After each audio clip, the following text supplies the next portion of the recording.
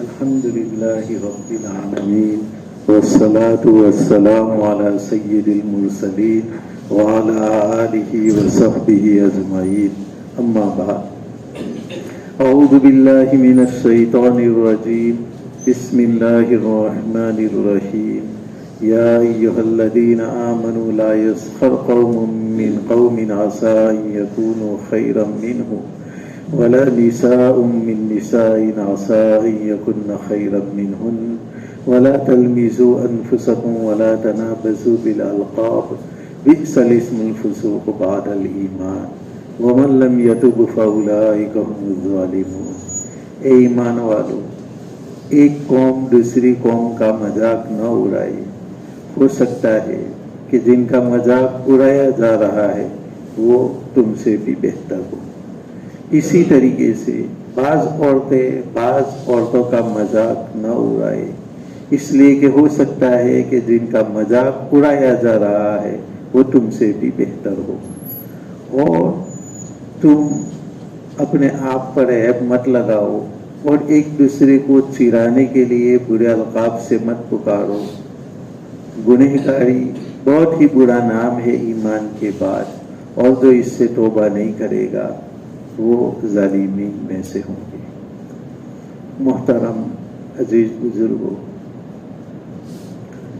یہاں پر قرآن پاک نے اس آیت کے اندر 3 ادب بتلائے ہیں. ایک تو لا یسخر کے مذاق نہ کرے، دوسرا لا تلمیزوا انفسکم کہ ایک دوسرے کے اوپر عیب نہ لگائے، اور تیسرا ولا تنابزوا بالالقاب کہ کسی کو چرانے کے لیے برے نام سے برے القاب سے مت پکارو. یہ 3 ادب بتلائے ہیں.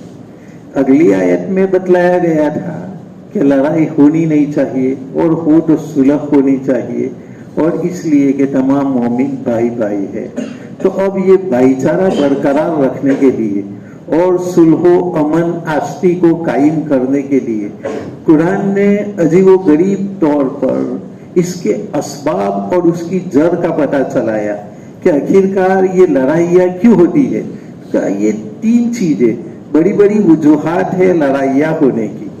ایک تو مذاق کرنا، اور دوسرا ایک دوسرے کے عیوب بیان کرنا، اور تیسرا چرانے کے لیے برے لقب سے پکارنا. یہ تینوں بری چیزیں ہیں. ان عادات کو اگر تم چھوڑ دو گے تو تمہارے آدھے جھگڑے تو وہیں پر ختم ہو جائیں گے. اس میں پہلی چیز بتلائی مذاق کرنا. اور مذاق جیسے کہ کل بتلایا گیا تھا کہ ایک تو دل لگی کو مذاق کہا جاتا ہے، اور ایک دوسرے کے دل کو ٹھیس پہنچانے کو مذاق کہا جاتا ہے. جو قرآن نے منع کیا وہ دوسرے کے دل کو ٹھیس پہنچانا، اس مذاق سے منع کیا گیا، جس کو قرآن نے سخریہ کے لفظ سے، کبھی تو لا یسخر سخر کے لفظ سے، اور کبھی استہزاء کے لفظ سے، کہ کسی کا استہزاء اور کسی کا مذاق مت اڑاؤ. اور ایک مذاق ہے دل لگی کرنا. یہ تو آپ صلی اللہ علیہ وسلم بھی صحابہ کرام سے دل کو خوش کرنے کے لیے آپ صحابہ کرام سے ایسا کرتے تھے. اور یہ تو زندوں کی علامت ہے، ورنہ خوش طبعی ہی نہ ہو تو پھر لگے گا کہ یہ تو کوئی مردوں کا گھر ہے. اور وہ دین بھی خشک سمجھا جاتا ہے جس کے اندر خوش کرنے جیسی کوئی چیز نہ ہو. بلکہ آپ صلی اللہ علیہ وسلم نے شادی بیاہ کے موقع پر کہا کہ اگر دودھ بجا لیا جائے تو اس میں کوئی حرج نہیں ہے. اس لیے خوشی کے موقع پر اگر نظم اور ترانے کے طور پر کوئی آدمی گائے تو اس میں بھی آپ صلی اللہ علیہ وسلم نے فرمایا کہ کوئی حرج نہیں ہے. اور فرمایا کہ میں خشک دین لے کر کے نہیں آیا ہوں، بلکہ کچھ حدود میں رہ کر کے اگر مذاق کر لی جائے تو اس میں کوئی حرج ہے نہیں. جیسے کہ آپ صلی اللہ علیہ وسلم ایسی مذاق کرتے تھے. کل مثالیں دی تھی.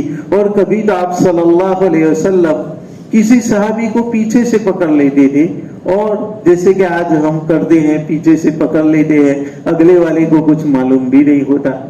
اور پھر آپ صلی اللہ علیہ وسلم پیچھے سے پکڑ کر کے آواز لگاتے کہ اس غلام کو کون خریدے گا. تو اس زمانے میں ایسا بھی ہوتا تھا کہ کوئی آدمی آزاد کو پکڑ کر کے اس کو بیچ دیتا تھا اور یہ کہتا تھا کہ یہ میرا غلام. وہ सहाबी डर गए कि कोई मुझे पीछे से पकड़ करके गुलाम बना रहा है, अगर किसी ने सच मान लिया और मैं बिक गया तो वाकई में मैं तो गुलाम बन जाऊंगा। इसलिए वो डर गए, कहा मुझे छोड़ दो, कौन है, इनको मालूम नहीं कि हमारे आका मोहम्मद रसूलुल्लाह सल्लल्लाहु अलैहि वसल्लम पीछे हैं। लेकिन जब आप सल्लल्लाहु अलैहि वसल्लम ने ये फरमाया कि इसको कौन खरीदेगा, तो आवाज से फिर वो सहाबी पहचान गए कि ये तो हमारे आका इनामदार मोहम्मद रसूलुल्लाह सल्लल्लाहु अलैहि वसल्लम है। तो आप अपनी पुश्त को आपकी पुश्त के साथ मिलाने लगी और कहा कि या रसूल अल्लाह, अगर आप मुझे बेचोगे तो फिर मुझे बहुत ही सस्ता दाम पाओगे, इसलिए कि मेरी सूरत अच्छी नहीं है, शक्ल अच्छी नहीं है, मैं इतना मालदार नहीं हूं, इसलिए मैं बहुत ही कम कीमत के अंदर बेचा जाऊंगा।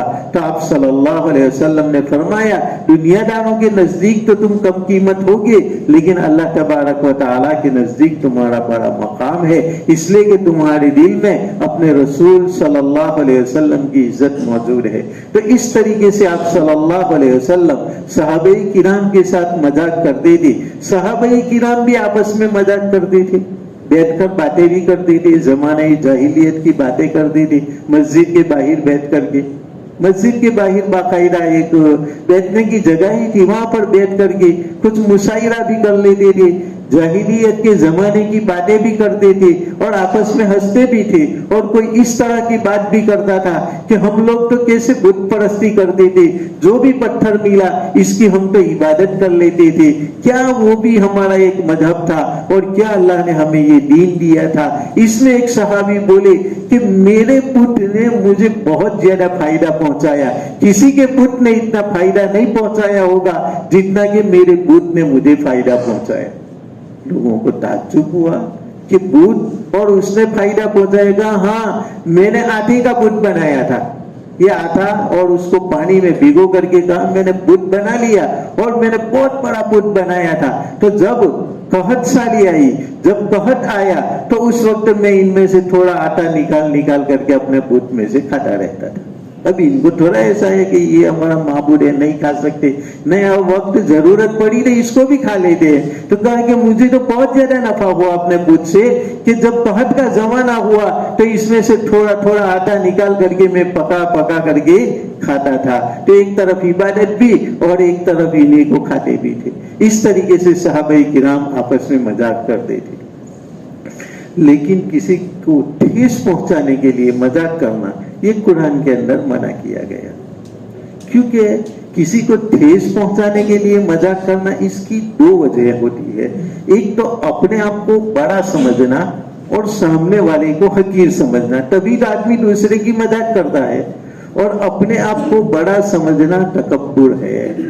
अल्लाह तबारक व तआला ने फरमाया अल किब्रियाउ रिदाई वल अज़मतु इजारी, कि किब्रियाई मेरी चादर है, तकब्बुर मेरी चादर है और अजमत ये मेरी इजार है। तो तकब्बुर और अजमत को अल्लाह ने अपना कुर्ता और अपनी इजार बनाया, और अपना कुर्ता और अपना इजार अपने साथ खास होता है।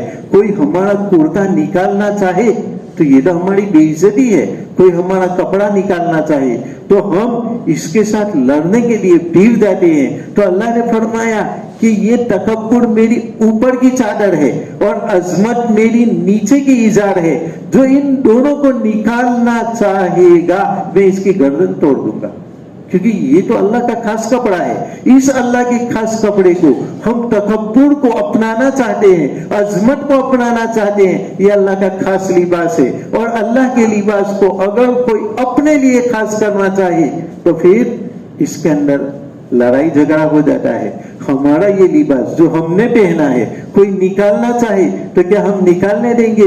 मारने मरने के लिए तैयार हो जाएंगे, लेकिन अपना सतर खोलने के ऊपर कभी भी हम राजी नहीं होंगे। तो अल्लाह तबारक व तआला का ये इरशाद है कि अजमत और किब्रियाई ये मेरा लिबास है, मेरे लिबास को तुम इख्तियार मत करो, तुम्हारे लिए तो तवाज़ु आजीजी यही मुनासिब है। दूसरा ये कि दूसरे को हकीर समझना, तो दूसरे को हकीर तो ना समझना चाहिए। अल्लाह तबारक व तआला ने मोमिनों को मुकर्रम किया है। हजरत अब्दुल्ला इब्न उमर रजी अल्लाह ताला अन्हु फरमाते हैं कि एक मरतबा आप सल्लल्लाहु अलैहि वसल्लम काबतुल्लाह का तवाफ कर रहे थे। तवाफ करने के बाद आप सल्लल्लाहु अलैहि वसल्लम ने काबतुल्लाह की जानिब देखा और फरमाया कि काबतुल्लाह तेरी कितनी मुकद्दस शान है, तू कितना अजमत वाला है, तू खुशबू वाला है, तू खूबसूरत है, तू अजीमुल कदर है, तू बड़ी मर्तबत वाला है। लेकिन एक मोमिन, उसकी जान, उसकी माल और उसकी इज्जत वो तेरी शान से भी ज्यादा बुलंद है अल्लाह के नजदीक। तो काबतुल्लाह की शान से भी बड़ी शान हमारे आका सल्लल्लाहु अलैहि वसल्लम ने मोमिन की जान, माल और इज्जत की बतलाई है।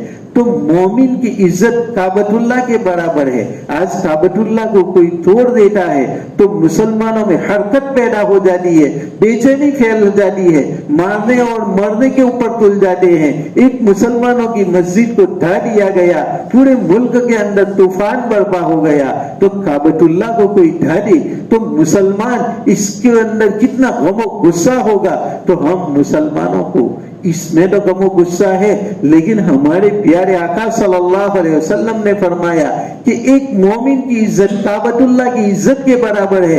इन इज्जतों को हम कितनी मर्तबा गिरा रहे हैं, तो कई मर्तबा हम काबतुल्लाह को गिरा रहे हैं। ये समझो कि काबतुल्लाह से भी बढ़कर के मोमिन की इज्जत है। लेकिन तुम एक आदमी का मजाक करके काबतुल्लाह को दिन में एक मर्तबा नहीं कई मर्तबा तुम गिरा रहे हो, लेकिन तुम्हारे पेशानी के ऊपर शकन भी नहीं पड़ता, क्योंकि हमने हमारे आका सल्लल्लाहु अलैहि वसल्लम के इस फरमान के अंदर गौर नहीं किया। हमारे आका का एक एक फरमान बिल्कुल सच है, इसको दिल के अंदर उतारना चाहिए कि हम एक मोमिन का मजाक कर रहे हैं तो गोया कि हम इसको हकीर समझ रहे हैं। हालांकि मोमिन की अजमत तो काबतुल्लाह की अजमत से भी बढ़कर के है। मोमिन की जान, माल, इज्जत तमाम की तमाम काबतुल्लाह की हुर्मत से बढ़कर के है। तो इन हुर्मत को हमें पामाल नहीं करना चाहिए। तो अब हम किसी की हकारत करेंगे तो या तो इस बिना पर के अपने आप को बड़ा समझे, और बड़ा समझना ये तो हमारे लिए अपने आप को बड़ा समझना मुनासिब नहीं, क्योंकि किबरियाई, बड़ाई, तकब्बुर ये तो अल्लाह की शान शान है, ये अल्लाह का खास लिबास है। और अल्लाह के लिबास में हमें झगड़ा नहीं करना चाहिए, हमें उसको इख्तियार करने की कोशिश नहीं करनी चाहिए, वरना अल्लाह तबारक व तआला गर्दन तोड़ देगा। और दूसरे को हम हकीर समझे तो उसकी इज्जत ये तो काबतुल्लाह के बराबर है। इसलिए हमें हरगिज एक दूसरे को हकीर न समझना चाहिए। और कुरान ने भी ये इशारा बतलाया कि ला यस्कर कौमुम मिन कौमिन असा अन यकूनु खैरम मिनहुम। हो सकता है कि तुम जिनकी मजाक कर रहे हो वो तुमसे भी बेहतर हो। एक जाहिरी हुलिया, जाहिरी हालात, इसके एतबार से तो लगता है कि वो आदमी तुमसे हकीर है, लेकिन अल्लाह तबारक व तआला तुम्हारी शक्ल सूरत को नहीं देखता। इन्नल्लाह ला यंजुरु इला सुवरिकुम वला इला इन्नल्लाह ला यंजुरु इला सुवरिकुम वला इला अमवालिकुम वलाकिन यंजुरु इला कुलूबिकुम व अमालिकुम। अल्लाह ताला तुम्हारी शक्ल सूरत को नहीं देखता, तुम्हारे अमवाल को नहीं देखता। तुम्हारी शक्ल सूरत कितनी भी बढ़कर के हो, लेकिन तुम्हारे अंदर अल्लाह के अहकाम नहीं है तो तुम अल्लाह के महबूब नहीं बन सकते। तुम कितने भी मालदार हो, तुम अदानी और अंबानी बन जाओ, तुम टाटा और बाटा वाले बन जाओ, लेकिन तुम्हारे अंदर अल्लाह के अहकाम नहीं है तो अल्लाह के नजदीक तुम्हारी कोई कदर नहीं है। इन्नल्लाह ला यंजुरु इला सुवरिकुम वला इला अमवालिकुम वलाकिन यंजुरु इला कुलूबिकुम व अमालिकुम। अल्लाह की नजर तुम्हारे कुलूब के ऊपर है, तुम्हारे अमाल के ऊपर है। एक गरीब आदमी है, एक शक्ल सूरत में बिल्कुल बदसूरत है, लेकिन अमाल वो अल्लाह वाले करता है, इसके अमाल के अंदर इखलास है, तो ये अल्लाह तबारक व तआला के नजदीक बड़ी मकबूल है। तो हो सकता है कि जाहिर के एतबार से उसका हुलिया बराबर नहीं, लेकिन बातिन के एतबार से वो बहुत बड़ा हो। एक सहाबी थे हजरत अबू मिहजन अस्सक़फ़ी। हजरत उस्मान गनी रज़ी अल्लाह तआला अन्हु का दौर था। तो अब ये अबू मिहजन सक़फ़ी मदीना के अंदर रहते थे और ताइफ के वैसे रहने वाले थे, लेकिन मदीना में मूड व बास रखते थे, शायर भी थे, अच्छे जहन वाले भी थे। لیکن کبھی کبھی شراب پی لیتے تھے. ایک مرتبہ انہوں نے شراب پی. حضرت عثمان غنی رضی اللہ تعالیٰ عنہ کے پاس ان کا مقدمہ آیا تو انہوں نے ان کے اوپر حد جاری کی, ان کو کوڑے لگائے. دوسری مرتبہ پھر چند مدت کے بعد پکڑے گئے, دوسری مرتبہ بھی کوڑے لگائے. حضرت عثمان غنی رضی اللہ تعالیٰ عنہ نے سوچا کہ یہ تو بار بار شراب پی رہا ہے, اور وہ بھی مدینہ رسول کے اندر, آپ صلی اللہ علیہ وسلم کے شہر مقدس کے اندر. اس لیے آپ نے سوچا کہ اس کو کسی جگہ بھیج دینا چاہیے یہاں سے دور, تاکہ ہمارے نبی صلی اللہ علیہ وسلم کا شہر اس شراب سے پاک رہے. ایک قافلہ جا رہا تھا اور وہ مجاہدین کا قافلہ تھا. حضرت سعد بن ابی وقاص رضی اللہ تعالیٰ عنہ اس کے امیر تھے. تو وہ قادسیہ کی جانب جا رہا تھا. تو حضرت عثمان غنی رضی اللہ تعالیٰ عنہ نے فرمایا کہ یہ ابو محزن کو بھی تمہارے ساتھ لے جاؤ, جہاد کرنے کے لیے جاؤ. اور ان کے امیر کو سمجھا دیا کہ دیکھو اس کے اوپر توجہ رکھنا, یہ شراب بہت زیادہ پیتا ہے, اس لیے ذرا توجہ رکھنا. حضرت سعد بن ابی وقاص رضی اللہ تعالیٰ عنہ ان کے اوپر توجہ دیتے تھے. اب وہ قادسیہ کے اندر جاتے ہیں, اور قادسیہ کے اندر رستم پہلوان, جن کا نام سن کر کے چھکے چھوڑے جاتے تھے, اتنا بڑا پہلوان مسلمانوں کے مقابلے کے اندر آیا. اور ادھر مسلمان 30,000, اور ان لوگوں کی تعداد یا تو 3 لاکھ تھی یا 6 لاکھ تھی, تو 3 یا 6 لاکھ کے قریب, اور ادھر مسلمان فقط 30,000. تو کوئی بلا کہاں کا مقابلہ. ایک تو رستم جیسا پہلوان جس کے نام کا چرچا آج تک ہے کہ رستم کو پہلوانی میں مثال کے طور پر پیش کیا جاتا ہے, ایسے بڑے آدمی کے ساتھ جنگ چھڑ جاتی ہے اور مسلمان مقابلہ کرتے ہیں. اب حضرت ابو محزن ثقفی وہ وہاں جاتے ہیں, ان پر تو خاص توجہ دی جا رہی تھی کہ وہ شراب کے عادی ہے. تو وہاں پر شام کے اندر گئے تو دیکھا کہ شام کے اندر بھی وہ تو شراب پینے لگے. تو حضرت سعد بن ابی وقاص رضی اللہ تعالیٰ عنہ, ان کا کیمرہ تو خاص ان پر لگا ہوا تھا, یعنی ان پر خاص نگرانی کی جاتی تھی. اس لیے لوگوں نے پکڑ کر کے حضرت سعد بن ابی وقاص کے سامنے پیش کر دیا کہ ابو محزن ثقفی نے شراب پی ہے. حضرت سعد بن ابی وقاص رضی اللہ تعالیٰ عنہ نے فرمایا کہ تو نے مدینہ کے اندر بھی شراب پی, اب یہاں آ کر کے بھی تو جہاد کے اندر بھی باز نہیں رہتا. تو حضرت سعد بن ابی وقاص نے ان کے خیمے کے قریب میں ایک خیمہ تھا, اس خیمے کے اندر ان کو ہتکڑیاں بھی لگا دی, پاؤں میں بیری بھی لگا دی, اور زنجیروں میں جکڑ کر کے ان کو رکھ دیا کہ جا اب یہی تیری سزا ہے. اب ادھر جنگ دونوں کے درمیان جب چھڑ جاتی ہے تو اب مسلمان کا ایک آدمی تو ان کے 25-30 ہزار ایک آدمی کے مقابلے میں, کیونکہ یہ فقط 30,000 اور ادھر 3 لاکھ یا 6 لاکھ کی فوج. تو اب 3-3 ہزار آدمی ایک مسلمان کے پیچھے, تو بھلا ایک مسلمان کتنوں کا مقابلہ کرے. اس لیے 1-2 دن کے اندر مسلمانوں کا لشکر شکست کھانے لگتا ہے.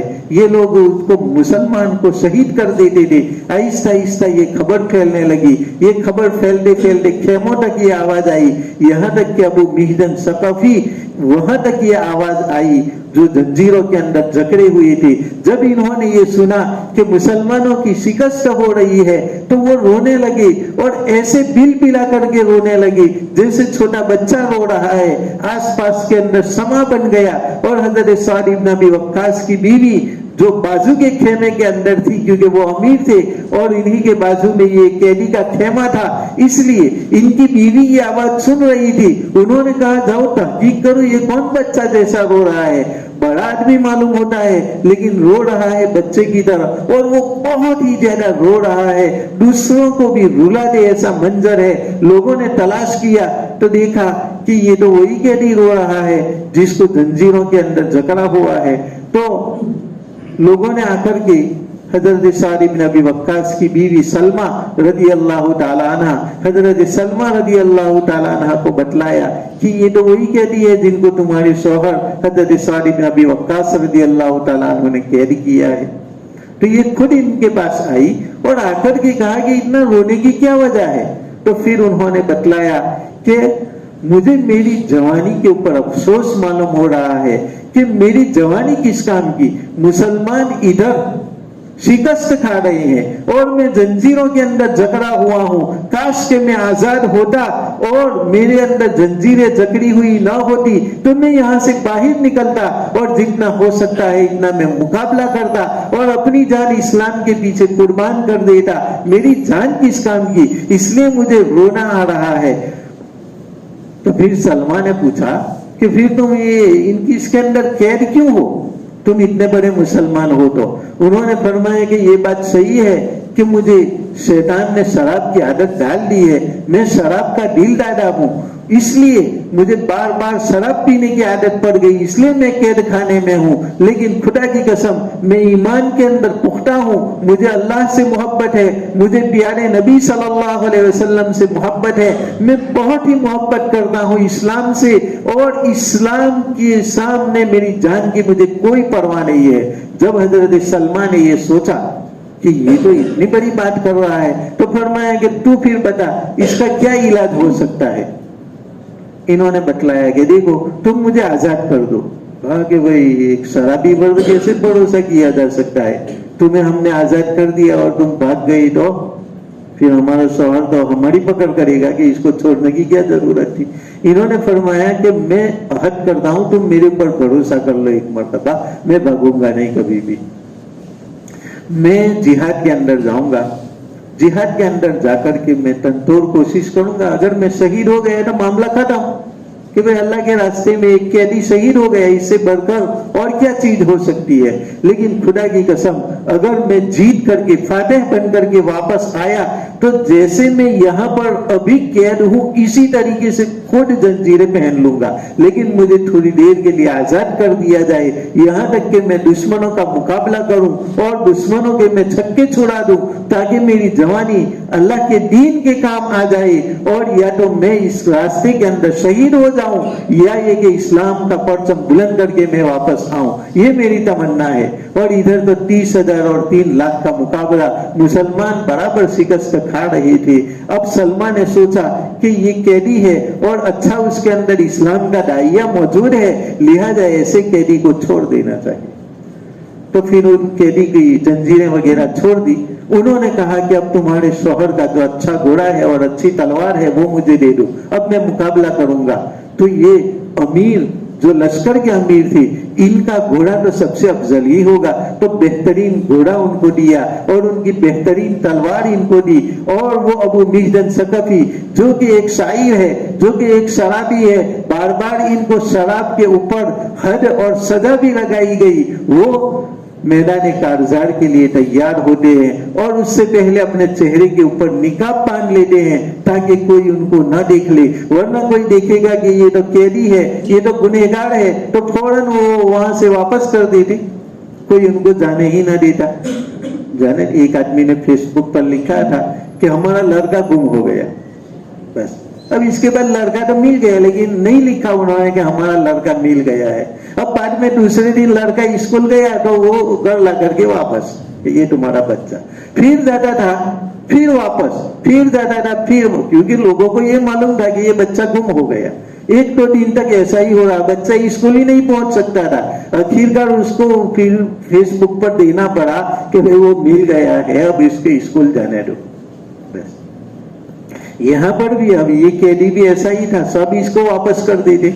इसलिए उन्होंने ये काम किया कि चेहरे के ऊपर बराबर मास्क पहन लिया और बराबर चेहरे पर कपड़ा लपेट लिया और लपेट करके वो घोड़ा जिसके ऊपर कोई सवार नहीं हो सकता, चीते की तरह वो सवार हो जाते हैं और तलवार लेकर के निकलते हैं। देखा कि एक मुसलमान को 30,000 लोगों ने घेर लिया है। उन्होंने बेजिगरी से जो वार किया, इधर तलवार, बस इनको तो अपनी जान ही खपानी थी अल्लाह के रास्ते में कि या तो अल्लाह के दीन को बुलंद करूंगा या शहीद हो जाऊंगा।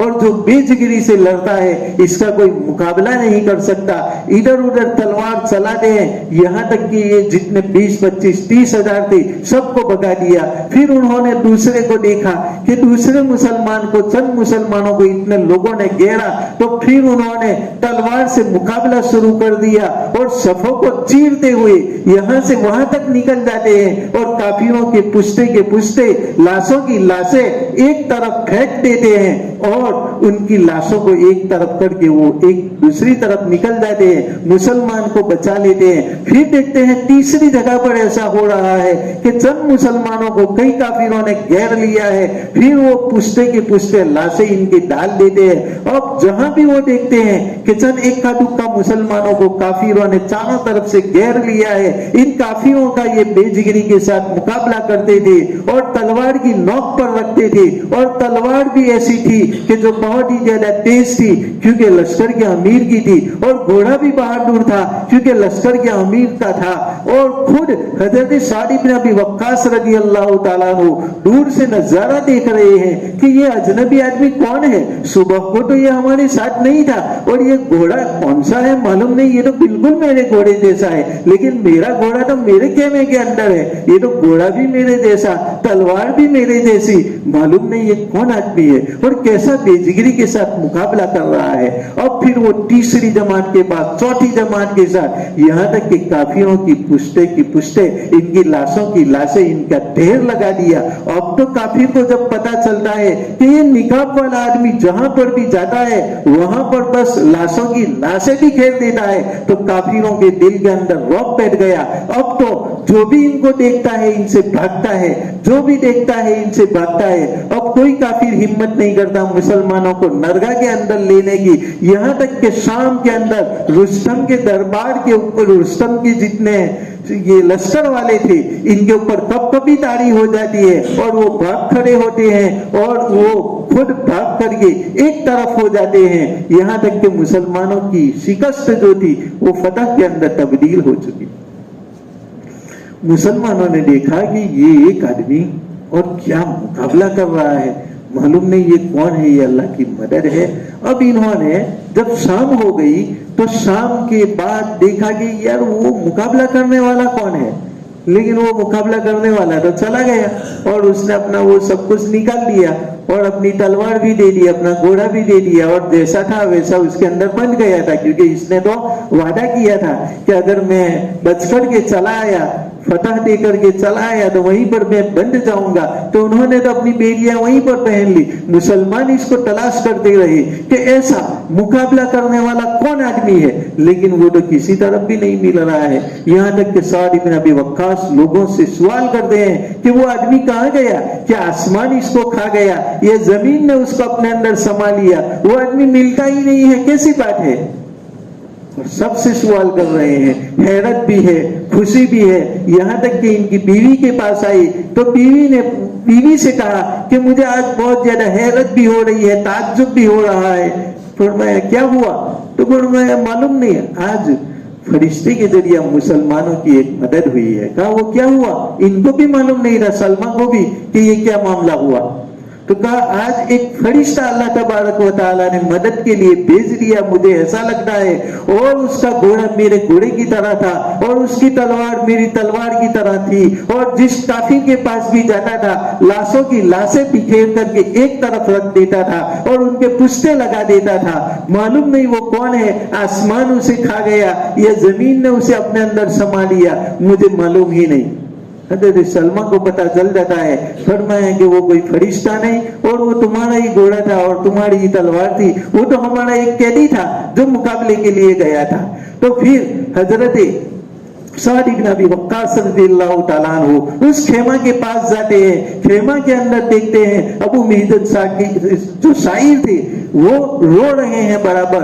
हजरत साद इब्न अबी वक्कास रज़ियल्लाहु ताला अन्हु ने पूछा कि भाई तुम्हारी क्या हालत है और तुम तो इतने बड़े शराबी हो, क्या वाकई में ये मुकाबला तुमने किया था मेरी तलवार और मेरे घोड़े के जरिए। उन्होंने फरमाया कि जी हाँ ये सहाबी रसूल, मेरे अंदर इस्लामी गैरत जाग पड़ी थी, मैं चाहे कितना गुनहगार सही, लेकिन मैं सही में मुसलमान हूँ, मेरे दिल में अल्लाह और रसूल की محبت ہے, میرے دل کے اندر مسلمانوں کی محبت ہے. میں نے دیکھا کہ اسلامی پرچم نگو ہو رہا ہے, اسلامی پرچم شکست کھا رہا ہے, اور مسلمانوں کے جو امیر ہیں ان کو بھی شکست ہو رہی ہے, لشکر بھی شکست کھا رہا ہے. تو مجھے رونا آ گیا اور میں نے کہا کہ میں موجود ہوں, میری جوانی ہے, اور اسلام ادھر شکست کھا جائے تو پھر میری جوانی کس کام کی. اس لیے میں نے اپنے دل کے اندر طے کر لیا تھا کہ اگر مجھے یہاں سے آزاد کر دیا جائے تو میں اسلام کے پیچھے اپنی جان کو کھپا دوں گا. اس لیے میں بے جگری سے لڑا, اور جہاں پر بھی جاتا تھا اس امید پر جاتا تھا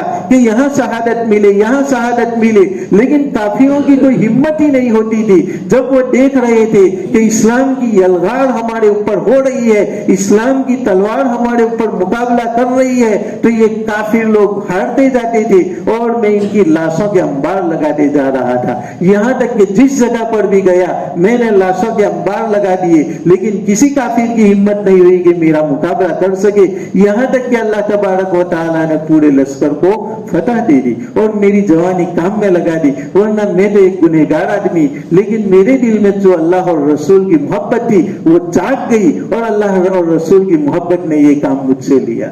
حضرت سعد بن ابی وقاص رضی اللہ تعالیٰ عنہ رو پڑی اور کہا کہ تو نے بہت ہی عمدگی کے ساتھ, جرأت, ہمت, بہادری کے ساتھ یہ مقابلہ کیا ہے. خدا کی قسم تیری بنا پر اللہ تبارک و تعالیٰ نے رستم جیسا اتنا بڑا پہلوان اور 3 لاکھ کی فوج اور مسلمان شکست کھا رہے تھے, اور تو نے تو پانسا پلٹ دیا. اب جا, اب میں تجھے یہاں سے آزاد کر دیتا ہوں, اور اگر تو شراب بھی پیے گا تو کبھی بھی میں تیرے اوپر حد نہیں لگاؤں گا. تو نے اتنا بڑا کارنامہ انجام دیا ہے.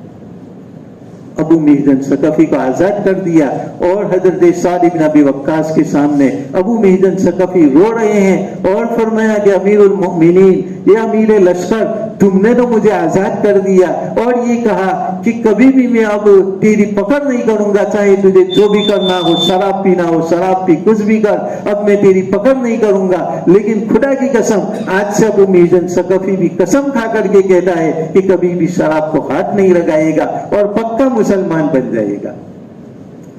تو دیکھو ایک مسلمان ہے, بہت ظاہر حقیر سمجھے جا رہے ہیں, لیکن اللہ کی محبت ان کے دل کے اندر اس قدر تھی کہ انہوں نے اللہ کے نام کی عظمت کو خیال کر کے اپنی جان کی بھی پرواہ نہیں کی, اور اللہ کے لیے اپنی جان کو قربان کرنے کے لیے تیار ہو گئے. یہ الگ بات ہے کہ ان کی جان کو اللہ تبارک و تعالیٰ نے بچا لیا, ورنہ انہوں نے تو اپنی جان کو پیش کر دیا تھا. قرآن بتلا رہا ہے کہ بسا اوقات تم ان کو حقیر سمجھ رہے ہو, تم ان کو مذاق کر رہے ہو, لیکن ان کے دل کے اندر کی جو کیفیت ہے وہ ہو سکتا ہے کہ تم سے بھی بہتر ہو. ابو محزن ثقفی کے متعلق کوئی نہیں جان سکتا تھا. دوسرے مقدس صحابہ کرام وہاں پر موجود تھے, اور خود حضرت سعد بن ابی وقاص موجود تھے, لیکن اللہ نے یہ کام کن سے لیا؟ ایک شرابی سے لیا, جن کو حقیر سمجھا جا رہا تھا, جن کو بیڑیوں میں قید کر دیا گیا تھا, جن کو زنجیروں کے اندر جکڑ دیا گیا تھا. لیکن اللہ تبارک و تعالیٰ نے یہ کام ان سے لیا. اس لیے اللہ فرماتے ہیں کہ تم کسی کو بھی حقیر سمجھ کر کے مذاق مت کرو, ہو سکتا ہے کہ وہ تم سے بہتر ہو. ابھی مذاق کے اوپر یہ بات آئی ہے, اور اس کے بعد انشاءاللہ آگے وَلَا تَلْمِزُوا أَنفُسَكُمْ وَلَا تَنَابَزُوا بِالْأَلْقَابِ اس کے اوپر بھی بات ہوگی. وقت چکے 6:30 ہو چکے ہیں, اس لیے اللہ تبارک و تعالی ہمیں اس علم تفسیر کے ذریعہ بہت زیادہ فائدہ پہنچائے, اور اللہ تبارک و تعالی ہمارے دلوں کے اندر اثر پیدا فرمائے, اور صحابہ کرام کے سننے کا جو طریقہ تھا اس طریقے سے ہمیں سننے کی توفیق عطا فرمائے, اور اس قرآنی علم کے ذریعہ مجھے اور آپ کو فائدہ پہنچائے, اور یہ فائدہ ہماری بستی کو بھی پہنچائے, اور اس کے ذریعہ اللہ تعالی ہماری بیماریوں کو بھی دور کرے, ہماری پریشانیوں کو بھی دور کرے, اور اللہ تبارک و تعالی ہمیں ہر قسم کے آفات اور بلیات سے بچائے، اور ہمارے بھائی جو انتقال کر چکے ہیں ان کی مغفرت فرمائے، جو بیمار ہیں ان کو شفا عطا فرمائے، اور ہم تمام کو اللہ تبارک و تعالی عافیت کے ساتھ زندگی عطا فرمائے اور اپنی مرضی کے مطابق زندگی گزارنے کی توفیق عطا فرمائے۔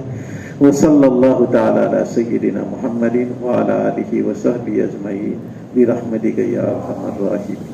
سبحان اللہ و بحمدہ، سبحانک اللہم